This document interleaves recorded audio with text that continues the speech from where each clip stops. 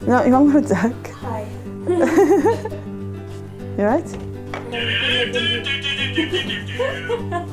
Sorry, that was my phone. I told you you're going to be taking about 100 clips by year. I've been living in Newydd property for nearly 6 years now. I live with my husband, my oldest daughter who's 16. I've got a son 15, Josh 11 coming up. And my little Superman who's running around just somewhere, Aiden who's 4. It's a lovely area. There's local youth clubs run by Valley's Kids. Also, my son and daughter attend the Duke of Edinburgh training that Newydd put on in the area. To keep the children off the streets is our aim, really. Engaging with the community is important because it's nice to know that you know your community, you know who's living in the community. I attend tenant groups, for example, maintenance.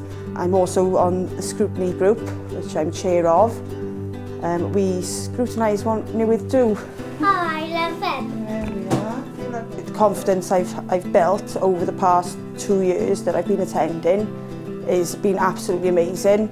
I'm more outspoken, I'm doing filming. I would never have put me in front of a camera, you know. The children are seeing a difference.